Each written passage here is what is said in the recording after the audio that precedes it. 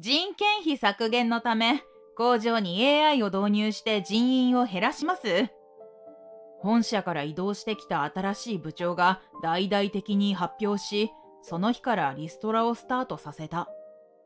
工場リーダーとして俺はリストラをやめるように説得を試みたが、部長は話を聞いてくれない。従業員たちは AI の指示に従って動けばいい。工場リーダーなんてお飾り、文句を言うような邪魔者のあなたはクビよ。そんな暴論を言って俺を嘲笑う。この人は本気で言っているのか？驚きと怒り、それに長年勤めた工場に不要とされた悲しみ、様々な感情が渦巻く。だが、俺はそれらを押し殺して部長に背を向けた。クビだというのならやめてやる。この後どうなろうと知ったことではない。浅はかな考えを呪い、俺を追い出したことを後悔すればいいのだ。俺の名前は永井悟。俺は機械工場に勤務し、工場リーダーとして指揮を執っている。工場に就職したのは家庭の事情が大きかった。俺の家は母子家庭で、母さんが働きながら俺のことを一人で育ててくれた。そんな母さんだが、俺が大きくなるにつれ病気がちになってしまっていた。今までたくさん頑張ってくれた母さんのためにも、今度は俺が家計を支えようと決心し、そのために工業高校に入学し、そして卒業してすぐに現在の工場に就職したのだ。ただ、大人の世界が思っていた以上に大変だったのを今でも鮮明に覚えている。高卒ですぐに社会に出た俺はわからないことだらけで、何度も心が折れそうになった。大学に進学した友達が新しい友達と楽しそうに遊んでいるのを SNS で見ては羨ましくなり、工場を辞めたいと思った時もあったのだ。しかし、そんな俺を見捨てずにお世話をしてくれた上司がいた。工場に入ってから俺にいろいろなことを教えてくれた福本さんだ。サトル、しっかり働くって決めたなら、こんなところでくじけず頑張れよ。お母さんのためにも。福本さんは俺がやる気をなくすと、それに気づいていつも言葉をかけてくれた。福本さんがいなければ、俺はとっくに仕事を辞めて母さんを支えることもできていなかっただろう。人と人がつながって、ようやく機械が回っていくんだ。よく福本さんはそう言っていた。どんなに機械化されていても、それを扱っているのは人であり、工場は人が働いて成り立っている。だから決して人を、仲間を軽んじてはいけない。福本さんは仕事のことだけではなく、人として重んじるべきことも教えてくれたのだ。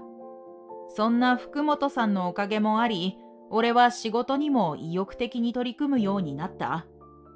仕事以外にも、いつかは役に立つかもしれないと思い、帰宅後にはロボット工学や IT に関する勉強もしていた。母さんはそんな俺の姿を見て喜んでくれていたし、福本さんもいつも応援してくれていた。そして気づけば数年の月日が過ぎていた。その間に工場は本社や支社のある中規模の企業へと成長。福本さんは工場の部長に昇格した。恩人でもある福本さんが評価されて昇格すると聞いたときは、俺の方が喜んでいた。福本さん、部長昇格おめでとうございます。少し涙ぐんでしまった俺を福本さんは笑って見ていた。なんで悟が嬉し泣きしてるんだよ。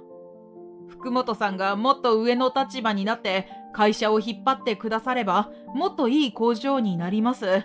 福本さんの凄さが評価されるのは本当に嬉しいです。俺は少し前に福本さんの教育方針をあまりよく思っていない人も社内にいると噂で聞いたことがあった。いろいろな意見はあると思うが、そんな中で福本さんの昇格が決まり余計に嬉しかったのだ。はははは。そこまで言われるとなんだか照れちまうな。けどありがとう。部長として頑張らせてもらうよ。そこでだ。俺の部長としての初仕事として、悟を工場リーダーに任命したいと思ってるんだ。現場を任せたい。え、俺がですか？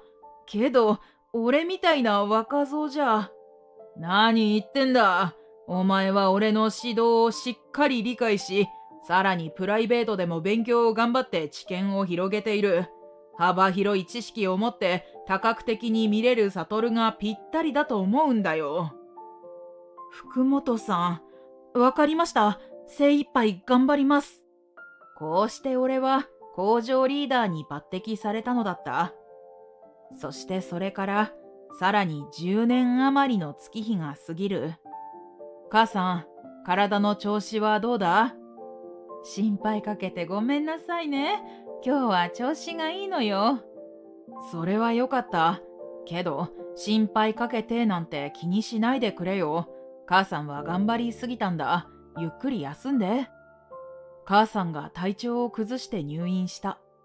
最近は体調も良さそうだったため、急な入院に俺はショックを受けた。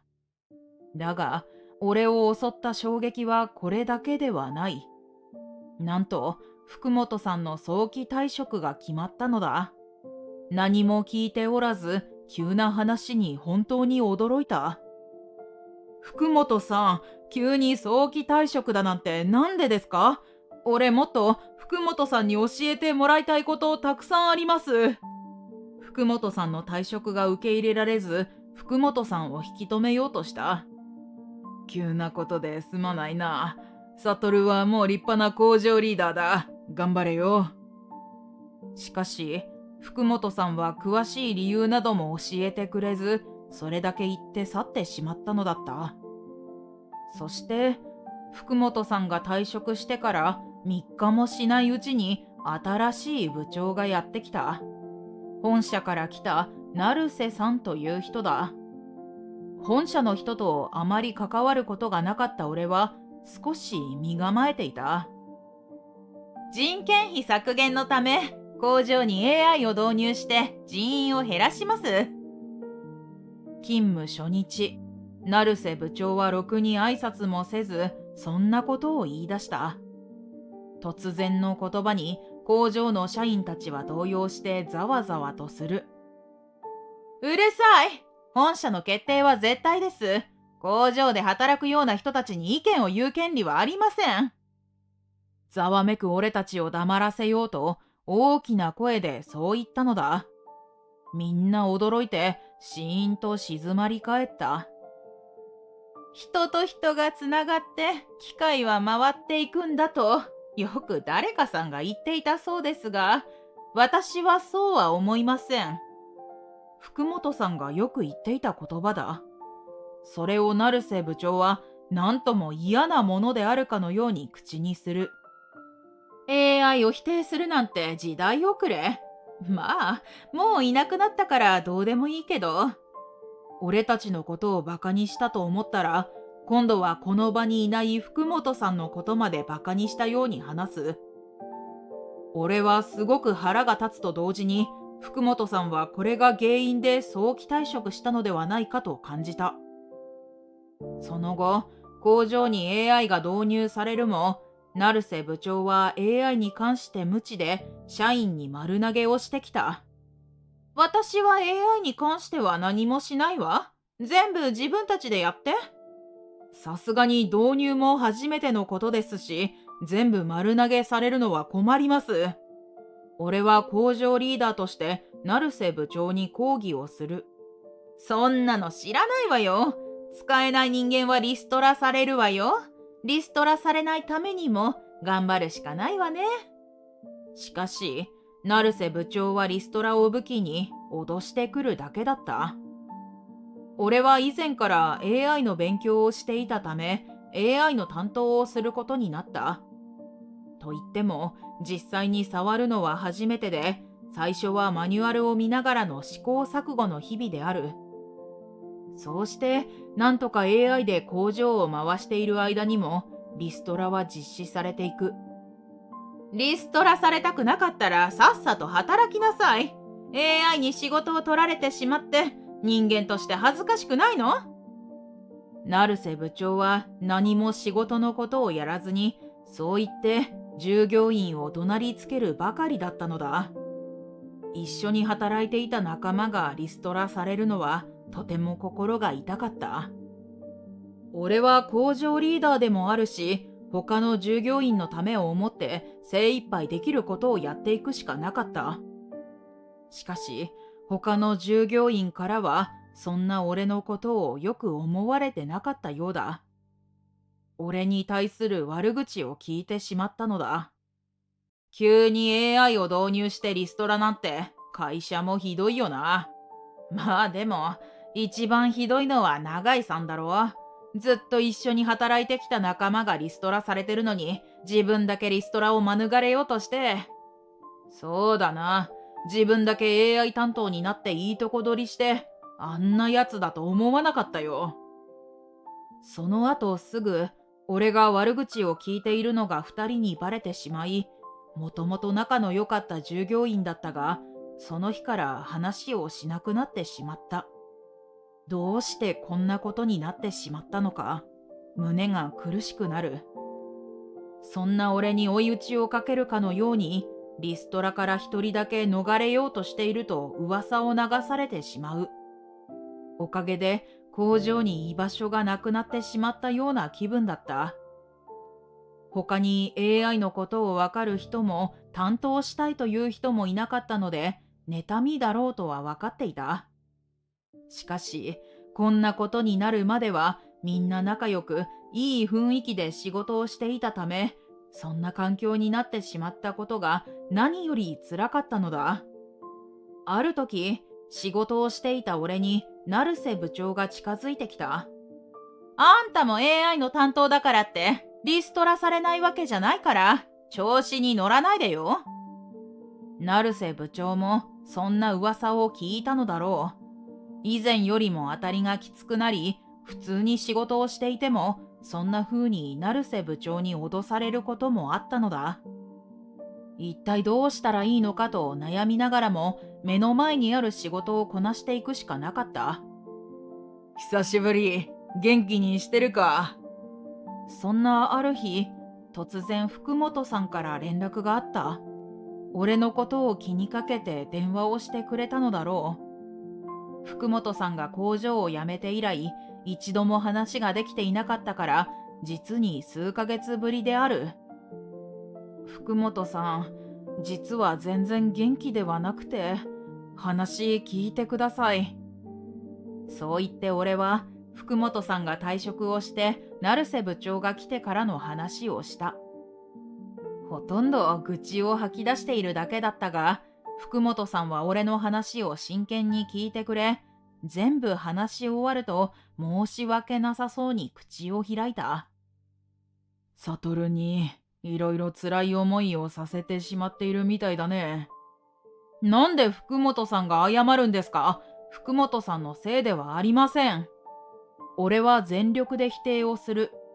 俺がいたら、成瀬部長も異動してくることはなかったし、でも AI のせいでリストラされて、従業員もギクシャクしているなんて、ひどい話だな。はい、AI を使うのも人がいないと機械が回りません。って、成瀬部長にいつか言ってやりたいんですがね。一回、工場長として行ってみたらいいじゃないか。福本さんに背中を押されたが、そんな勇気はなかった。実は母が入院中で、今リストラされて職を失うわけにはいかないんです。そうなのか。少し俺と福本さんの間に沈黙の時間が流れた。少し経って福本さんが口を開く。実は俺も悟に相談があるんだ。そう言って福本さんは真剣に話を始めた。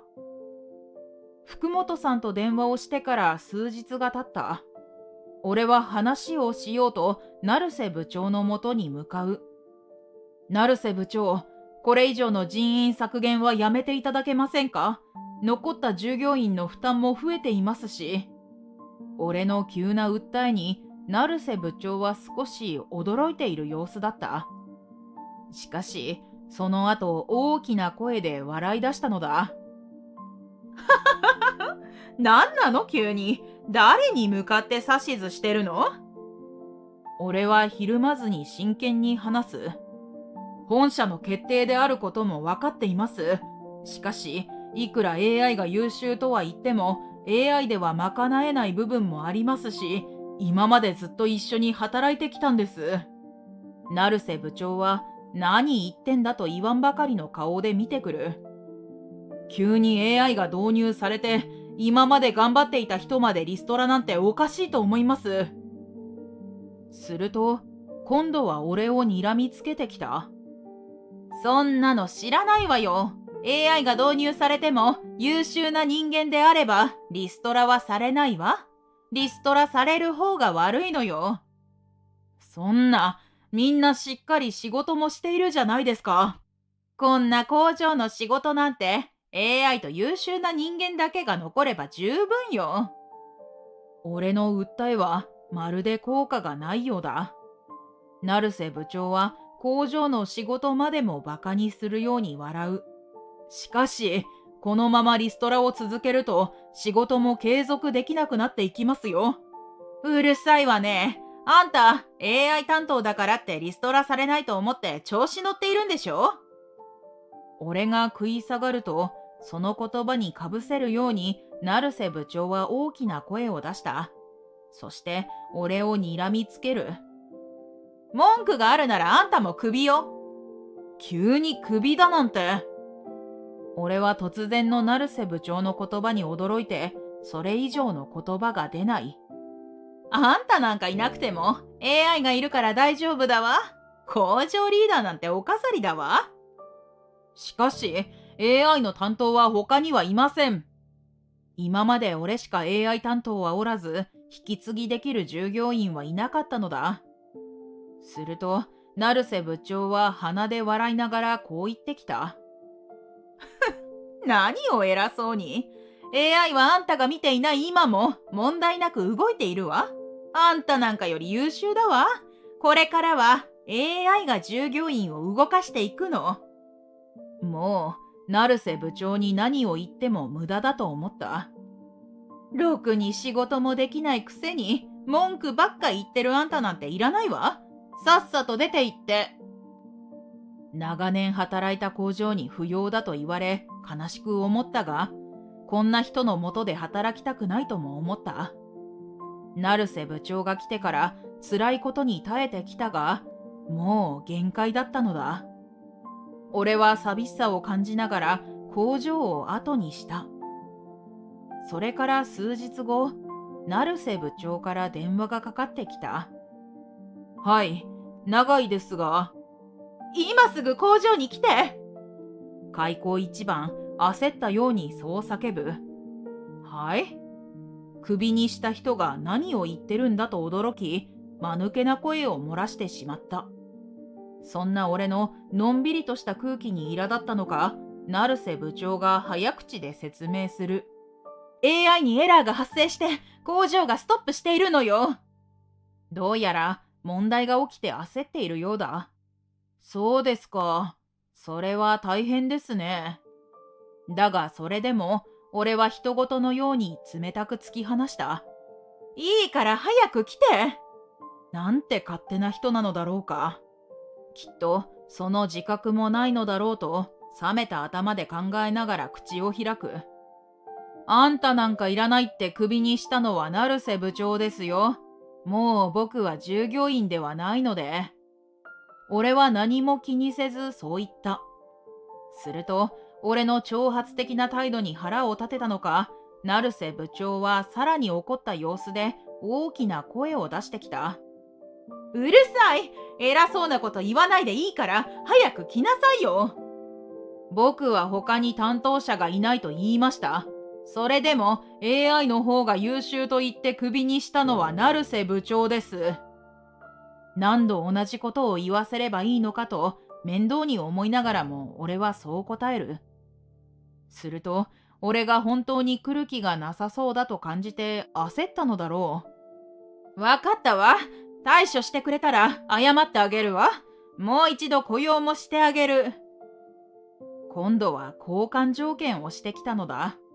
だが偉そうなのは変わりはない。成瀬部長のそんな態度に俺は腹を立てた。何を言われても工場に行く気はありません。優秀な AI に何とかしてもらってくださいよ。それだけ言って成瀬部長の文句を無視して俺は電話を切った。それから数日後、今度は一緒に働いていた従業員から電話があった。永井さん、久しぶりです。俺の悪口を言っていた従業員だった。今度は何を言われるのだろうと少し身構える。すみませんでした。永井さんのことを勘違いして悪く言ってしまって。どうしたの急に。先日のエラーがあった際、永井さんのやってくれていたことの大きさを知りました。リストラをやめるように抗議してクビになったことも。従業員は申し訳なさそうに話し出した。エラーは解消できず、工場は数日間にわたって休業しました。それにより大きな損失を被って、成瀬部長は責任を取って減給と平社員の降格、僻地への左遷が決まりました。そうなんだ。随分な処分を言い渡されたのだと知り、俺は苦笑いをするしかなかった。部長という立場でありながら、俺の仕事内容も理解しておらず、感情的にクビにしたことを本社の人に相当怒られたみたいだ。その一件で、本社は AI に頼りすぎるのは良くないと判断して、リストラも進められることはなくなりました。そっか、それは良かったね。俺は辞めても、他の従業員のことは気がかりだったため、その報告は嬉しかった。それも全部、永井さんのおかげだと思っています。なのに、一人だけリストラを逃れようとしてるなんて噂を流してしまって。俺を気にしてわざわざ連絡をくれたことを嬉しく思った。もう過ぎたことだしいいんだよ。これからもしっかり工場と従業員を守っていってね。そう言って電話を切った。その電話と同じ時期に本社から復帰をしてほしいとお願いの連絡も来ていた。しかし俺は断り、他のところで再就職をしたのだ。再就職先は福本さんの実家で営んでいる工場だ。クビになる前に福本さんと連絡をした時の相談はそのことだった。父親の後を継ぐことを考えて早期退職を選んだんだ。事前に話ができなくてごめんな。福本さんはそう教えてくれた。悟に連絡をしたのは実家の工場を手伝ってほしかったからなんだ。意欲的に働く悟を見て従業員も育っていくと思うし、業績も上がっていくと思うんだ。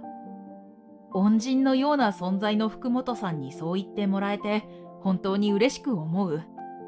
仕事を楽しいと思えなくなっていた俺はいい機会だと思い、福本さんと一緒に働くことを決めたのだ。今ではまた福本さんの下で働くことができ、工場の社員たちと協力しながら仕事に励んでいる。成瀬部長が言っていた通り、AI の技術は本当に優秀で勝てない部分も多い。それでも福本さんに教えてもらった人と人がつながって機械が回っていくという言葉を忘れずに、これからも頑張っていこうと思っている。